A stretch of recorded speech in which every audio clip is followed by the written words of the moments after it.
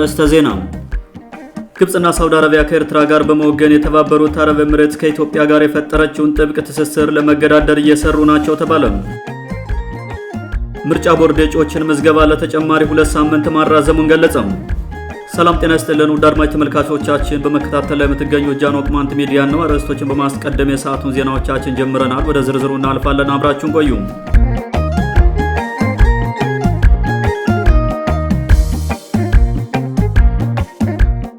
ግብጽና ሳውዲ አረቢያ ከኤርትራ ጋር በመወገን የተባበሩት አረብ ኤሚሬትስ ከኢትዮጵያ ጋር የፈጠረችውን ጥብቅ ትስስር ለመገዳደር እየሰሩ ናቸው ተባለ።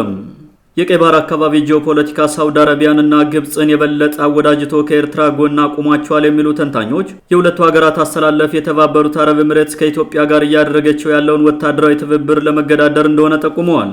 ሳውዲ አረቢያ ከኤርትራ ጋር ጠንካራ ግንኙነት እንድትፈጠር ያለመታከት እየሰራች ያለችው ግብጽ ኢትዮጵያ ከተባበሩት አረብ ኤሚሬትስ ጋር በፈጠረችው ወታደራዊ ትብብር በቀጠናው የበላይነት እንዳትይዝ ለማድረግ ነው እየጣረች ያለችው ተብሏል።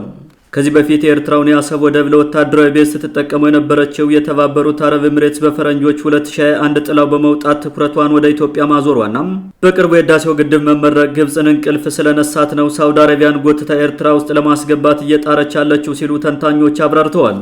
ግብጽ ከዚህ በፊት ከኤርትራ ጋር የሁለትዮሽ ስምምነቶችን ስታደርግ ብትቆይም አሁን ግን ትብብሩን የበለጠ አሳድጋ በኢትዮጵያና የተባበሩት አረብ ኤሚሬትስ ላይ ጫና ለማሳደር የገንዘብ ችግር ስለገጠማት ነው ሳውዲ አረቢያ ኤርትራን እንድታግዝ እያደረገች ያለችው ሲሉ የቀጠናው የፖለቲካ ተንታኞች ተናግረዋል።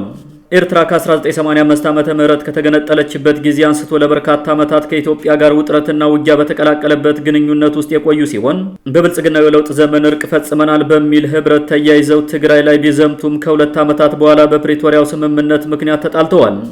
የኢትዮጵያ መንግስት ኤርትራ አማጽያንን ትረዳለች በሚል በተደጋጋሚ ሲከስ፣ ኤርትራ በበኩሏ የኢትዮጵያን መንግስት ባልተገባ የወደብ ጥያቄ አሳቦ ጦርነት ሊከፍትብኝ ተዘጋጅቷል ስትል በተከታታይ አሳውቃለች።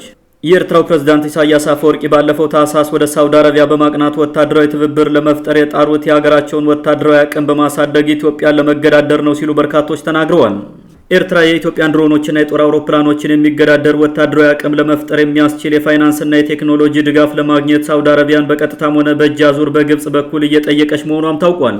በዓለም ደካማ ምጣኔ ሀብት ካላቸው ሀገራት መካከል አንዷ የሆነችው ኤርትራ ያላት ውስን ፋይናንስ ከሀገር ውስጥ ታክስ፣ ከማዕድን ሽያጭ ገቢና ከዲያስፖራው ግብር ላይ የተንጠለጠለ በመሆኑ ወደ ግብጽና ሳውዲ አረቢያ እጆቿን ዘርግታለች ተብሏል። የሳውዲ አረቢያና ግብጽ ከኤርትራ ጋር መተባበር በቀጠናው የጂኦፖለቲካ አሰላለፍ ላይ ለውጥ ያመጣል የሚሉ ተንታኞች ይህን ተከትሎ በርካታ የቀጠናው ሀገራት ያላቸውን አሰላለፍና የብሔራዊ ጥቅም ትንታኔ ሊከልሱ ይችላሉ የሚሉ ግምቶችም ተበራክተዋል። ኢትዮጵያ የውስጥ ሰላሟን ሳታረጋግጥ ከኤርትራ ጋር እየገባችበት ያለው ወታደራዊ ፉክክር በሀገሪቱ ምጣኔ ሀብት ላይ ትልቅ ተጽዕኖ ማሳደሩ ስለማይቀር የምታስተዳድረው ከ130 ሚሊዮን በላይ ሕዝብ ለከፋ ድህነትና ረሃብ ሊጋለጥ ይችላል የሚሉ ስጋቶችን በይፋ እየተነገሩ ናቸው።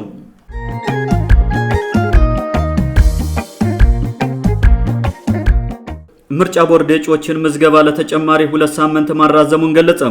ካለፈው ጥር 1 ቀን 2018 ዓመተ ምህረት ጀምሮ እስከ የካቲት 1 ቀን 2018 ዓመተ ምህረት ባለው ጊዜ ውስጥ የእጩዎች ምዝገባ እንዲጠናቀቅ ወስኖ የነበረው ምርጫ ቦርድ በድጋሚ ለተጨማሪ ጊዜ ማራዘሙን አሳውቋል።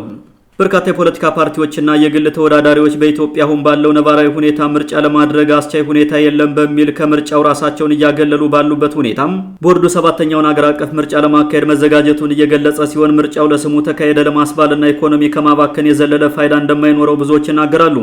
ምርጫ ቦርድ በድጋሚ የእጩዎችን ምዝገባ ያራዘምኩት ተደጋጋሚ የእጩ መረጃዎች መቀያየር፣ ያልተሟላ መረጃ ማቅረብ እንዲሁም በሕጉ የተቀመጡ የእጩነት መስፈርቶችን ያለማሟላት ችግሮች ስለገጠሙ ነው ሲል በመግለጫው አትቷል። ኢትዮጵያ ውስጥ በመጡበት ሰፈር በብሔርና በጓደኝነት እየተሰባሰቡ ፓርቲ በማቋቋም የገቢ ምንጭ በሚያገኙባት ሀገር 42 በተናጠል 15 በሁለት የተለያዩ ቅንጅቶችና በአንድ የፖለቲካ ግንባር በድምሩ 57 የፖለቲካ ፓርቲዎች መመዝገባቸውን ምርጫ ቦርዱ ገልጿል። እንደ ወላጅ አባቱ ኢህአዴግ ሁሉ በሰፈራቸው የተወሸቁ የፖለቲካ ፓርቲዎችን በማብዛት አቅም ፈጥረው መንግስቱን እንዳይገዳደሩ አልሞ እየሰራ ያለው የብልጽግና መንግስት ለይስሙላ ባስቀመጠው ምርጫ ቦርድ በኩል የስራ ማስኬጃ በሚል እዚህ ግባ የማይባል በጀት እየለቀቀም በመጡበት አካባቢ ብቻ እንዲወዳደሩ በማድረግ ራሱ ብቻ ሀገራዊ ወኪል ሆኖ ለሁለተኛ ዙር በስልጣኑ ለመቀጠል ተዘጋጅቷል። ምርጫው ይካሄዳል ተብሎ የታሰበው ከወራት በኋላ በመጪው ግንቦት 24 ቀን 2018 ዓመተ ምህረት ሲሆን በተለይም በትግራይ ክልል አሁን እየታየ ባለው ከፍተኛ የጦርነት ድባብ፣ በመላው አማራ ክልል ባለው ስርዓት አልበኝነትና በኦሮሚያ እንዲሁም በጋምቤላ ክልል ያለው ልባት ያጣ ግጭት ምርጫውን ይበልጥ ጥያቄ ውስጥ ከቶታል።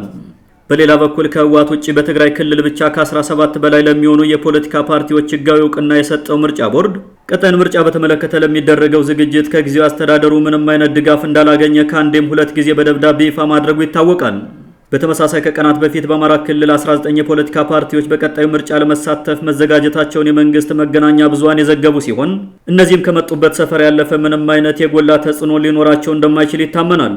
በቀጣዩ ምርጫ ይሳተፋሉ ተብለው የሚታሰቡት አብዛኞቹ የፖለቲካ ፓርቲዎች ለተመሰረቱለት ዓላማና ግብ ሳይሆን ገዢውን መንግስት ለማጀብ የተዘጋጁ ናቸው በሚል የሰላ ትችት እየቀረበባቸው ሲሆን አንዳንዶችም በምርጫው ባለመስማማት አባሎቻቸው ከሁለት የተከፈሉባቸውና የመንግስት ደጋፊና ተቃዋሚ ተብለው የተፈረጁ ፓርቲዎች እንዳሉ ታውቋል። ምርጫ ቦርድ የእጩዎችን ምዝገባ ጨምሮ ምርጫ አስፈጻሚ አካላትን ፈጠርኩት ባለው ቴክኖሎጂ ባሉበት ሆነው በኦንላይን እንዲመዘገቡና ስልጠና እንዲወስዱ እያደረገ ሲሆን ምርጫው ለማካሄድ ወደ ተግባር ሲገባ ግን በምን አግባብ ሊሆን እንደሚችል እስካሁን በግልጽ አልተናገረም። ውድ አድማጮቻችን ለዛሬ የነበሩ ዘገባዎችን ይመስሉ ነበር። መልካም ጊዜ ሁላችሁ